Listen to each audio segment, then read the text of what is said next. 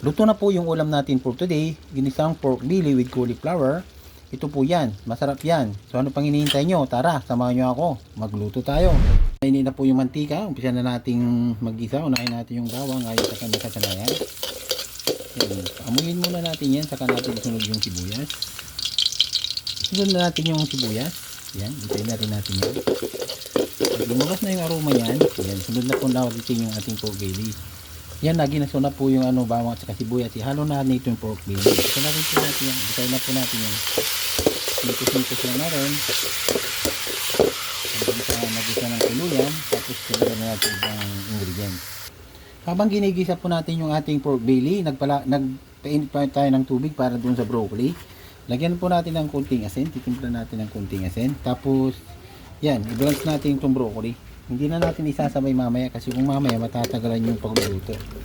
Gagawin natin pagka naluto na yung yung baboy natin, luto na rin to. Unahin natin to. Ilalaga lang natin yan ng yung eksaktong pagkaluto niya, no. Hintayin na lang natin maluto yan.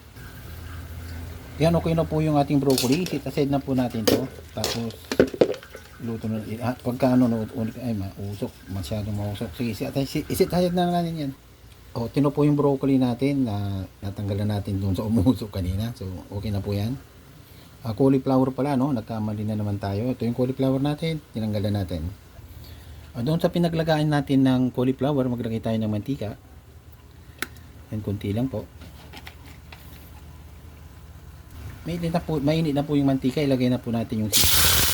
May tubig dito. Tatang lang natin yung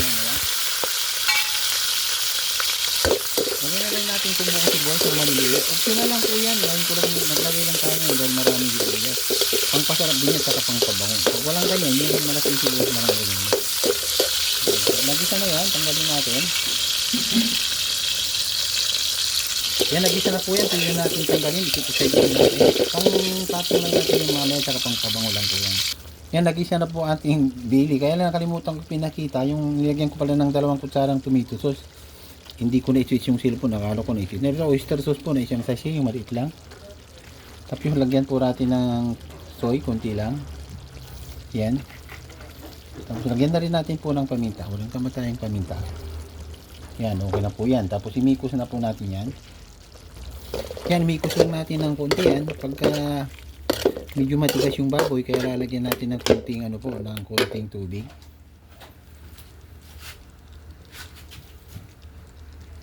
Yan, konti lang, makalahating baso. Pag lumambot na po yan, saka natin sagad yung ating mga ingredients. Malapit na pong lumambot yung ating pork, lagay na po natin yung butter. Yan, kailangan ng butter niya para masarap yan. Hintayin lang natin matunaw yan, mikos-mikos natin. Saka natin ulitin kung okay na. Lagyan po natin ng konting ketchup. Yan, okay na yan, wala tayong ketchup, tama na yan. Saktong-sakto na po yan. Lagyan natin ng konting brown sugar na 1 kutsara siguro yun, pang balance lang po nung yan, lasa. Yan, malapit na po yan. Pwede natin siguro ilagay yung ating mga broccoli. Ay, cauliflower pala, cauliflower. Yan, parang luto na. Tikman na natin kung tama po yung lasa. Pag tamang lasa, ilagay na. Yan, eksakto na po. Ihalo na po natin yung broccoli natin na luto na po yan, Panguluin lang natin ng konti. Pwede yan agad. Hindi natin yan patatagalin pa. Yan, pag nahaluan na ng syrup lahat yung broccoli natin, pwede na natin yung tanggalin, tayo haluin natin. Yan, okay na po yung ating broccoli with pork belly. Yan, ilagay na natin yung ating ginisang mga sangkap kanina, pang puro malang po yan. Yan, okay na po yan. Ano pang hinihintay natin? Siguro, try na natin, tikman na natin at tayo kakain na po. Maraming salamat po.